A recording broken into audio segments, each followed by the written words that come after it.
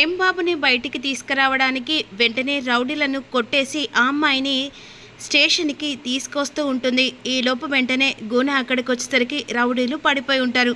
ఏమైందిరా, అసలు అమ్మాయి ఏదిరా అంటుండగా ఇక ఒక అమ్మాయి వచ్చి మమ్మల్ని కొట్టి ఆ అమ్మాయిని తీసుకెళ్ళింది సార్ అని చెప్పేసి ఈ విధంగా అంటుండగా వెంటనే చామంతి ఫోటో చూపించేసరికి ఈ అమ్మాయి సార్, ఈ అమ్మాయి వచ్చి నన్ను కొట్టి అందరినీ కొట్టి ఆ అమ్మాయిని తీసుకొని వెళ్ళింది సార్ అనేసరికి చామంతి నాకు తెలిసే నువ్వు వస్తావని ఆ రోజుకు ఎంత చెప్పినా కూడా ఇలా చేసింది. ఇక గట్టిగా అరుస్తూ ఉంటాడు. మరోవైపు చామంతి ఆ అమ్మాయిని తీసుకొని స్టేషన్కి వెళ్తుంది. అదే సమయానికి స్టేషన్లో ఉన్న ప్రేమ్ బాబును కోర్టుకి తీసుకెళ్తున్న ఒక్క నిమిషంతో ఇక వెంటనే ఇక కారు ఎక్కిస్తున్న సమయంలో ఒక్క నిమిషం ఇన్స్పెక్టర్ గారని చెప్పేసి అడ్డుకుంటుంది చామంతి. ఏంటమ్మా, ఏంటి మళ్ళీ రభస చేయడానికి వచ్చావు? లా మాటలు మాట్లాడడానికి వచ్చావా? లే సార్, లా మాటలు కాదు, సాక్ష్యమే పట్టుకొచ్చాను. మీరు కోర్టు దాకా వెళ్ళి మీ టైం వేస్ట్ కంటే నేను తీసుకొచ్చిన ఈ సాక్ష్యాన్ని బట్టి ఇక నిజం కూడా బయటపడుతుంది.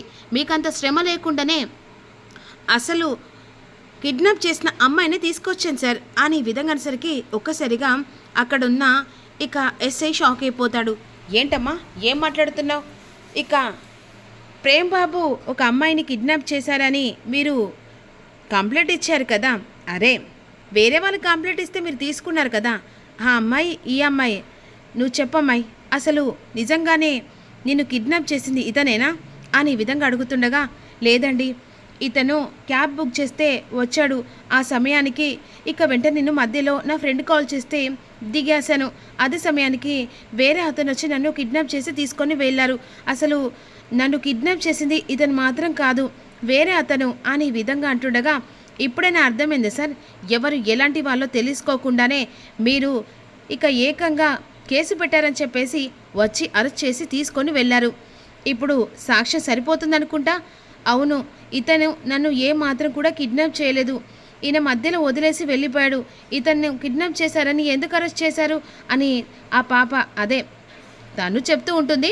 మేబీ అప్పుడు వెంటనే ఇక మా నాన్న పెట్టిన కేసును వెంటనే కేసు కొట్టేసేయండి ఇక అని చెప్పేసి ఆ తర్వాత సారీ కావాలని చెప్పేసి ఇక ఇబ్బంది పెట్టాను, అంతేకాదు సార్, మీరు చట్టరీత్యా థర్డ్ డిగ్రీ ఉపయోగించి ప్రేమ్ బాబు చాలా చిత్రహింసలు పెట్టారు.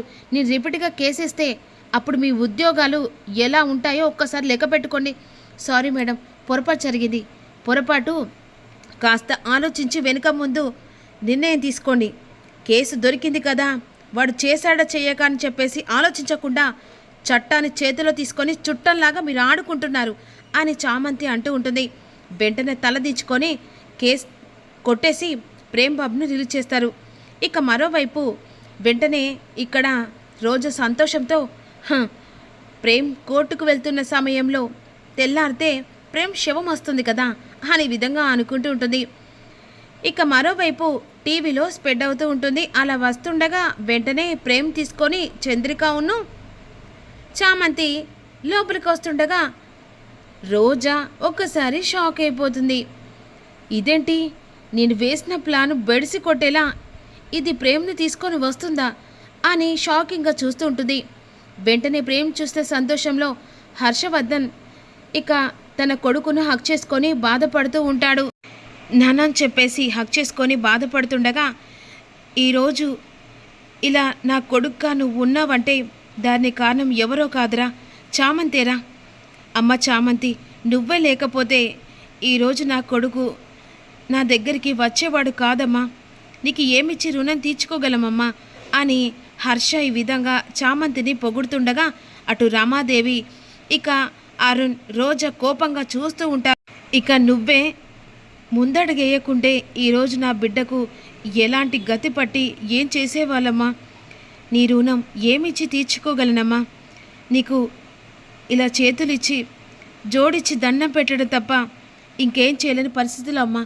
అయ్యో అయ్యగారు, మీరు పెద్దవారు, మీ ఉప్పు తిన్న వాళ్ళం, ఆ మాత్రం కూడా చేయకుంటే ఎలా అని విధంగా చామంతి అంటుండగా కోపంతో రమాదేవి, ఆఫ్టర్ ఆల్ పని మనిషికి నువ్వు దండం పెట్టడం ఏంటి అన్నట్టుగా ఎక్స్పోజింగ్ పెట్టి చూస్తూ ఉంటుంది.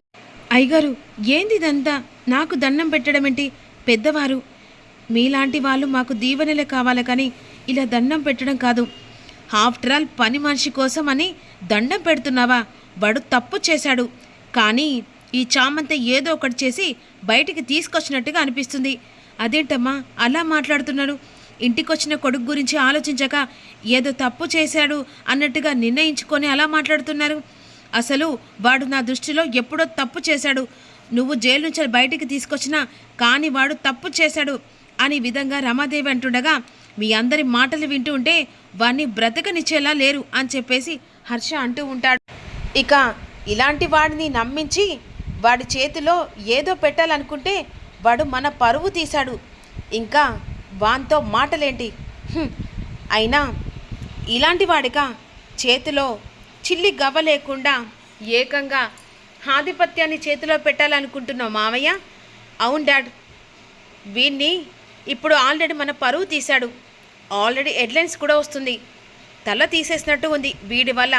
అలాంటప్పుడు వీనికి ఆస్తి లేదు, 40% ఏ మాత్రం కూడా లేదు అంటే వాడు ఓడిపోయినట్టే లెక్క అని అంటుండగా వాడు ఎలా ఓడిపోయాడ్రా? గెలిచాడు. ఇప్పుడు వాడు నా దృష్టిలో ఇంకా గెలిచాడు. ఒక మెట్టు కాదు 10 మెట్లు ఎక్కి గెలిచాడ్రా. అందుకే ఇప్పుడు నిర్ణయించుకుంటున్న అందరి ముంగట చెప్తున్నాను వినండి. వాడికి 40% వాడొక మెట్టు ఎక్కితే వాని కాళ్ళ మీద నిలబడితే రాస్తానని చెప్పాను కదా. ఇప్పుడు చెప్తున్నాను వినండి.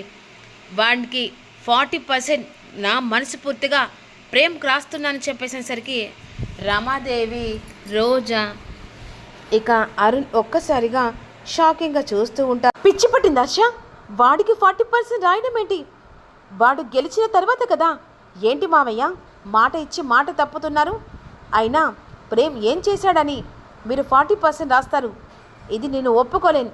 అవును డాడ్, నీకు ఇష్టం ఉన్నట్టుగా వాడి చేతిలో 40% పెడితే మేము చూస్తూ చేతులు కట్టుకుంటాం అనుకుంటున్నావా అని అరుణ్ అంటూ ఉంటాడు. మీరు ఎవ్వరు మాట్లాడాల్సిన అవసరం లేదు. వాడు చెప్పాను కదా, న్యాయంగానే వెళ్ళాడు, న్యాయంగానే సంపాదించాడు. కానీ ఇప్పుడు కేసులో కావాలని చెప్పేసి వాడిని తొక్కాలని చెప్పేసి ఇంట్లో వాళ్ళే ఏదో ఒకటి చేసినట్టుగా అనిపిస్తుంది. ఇప్పుడు చెప్తున్నాను వినండి. వాడి చేతికి అధికారం, ఆస్తి 40% వాడి చేతిలో ఉంటుంది.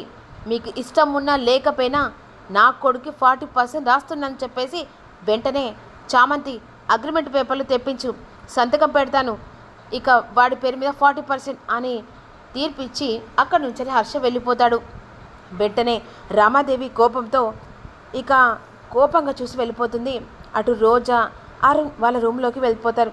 బాబు మీరు వెళ్ళి రెస్ట్ తీసుకోండి, నేను ఏదైనా తాగడానికి తీసుకొస్తాను. అత్త నువ్వు బాబు గారిని తీసుకెళ్ళు అని లోపలి తీసుకెళ్తుంది. ఇక రోజా గదిలోకి వెళ్ళి అన్ని విసిరి కొడుతూ, ఏంటి మామయ్యకు పిచ్చి పట్టిందా? 40% రాయడం ఏంటి? నాకేం అర్థం కావట్లేదు. అసలు ఏం జరుగుతుంది? 40% రాయాల కానీ నేను మాత్రం చూస్తూ ఊరుకోను. ఏదో ఒకటి ఇంట్లో ఉపద్రవం తెప్పిస్తానని చెప్పేసి రోజా అంటూ ఉంటుంది.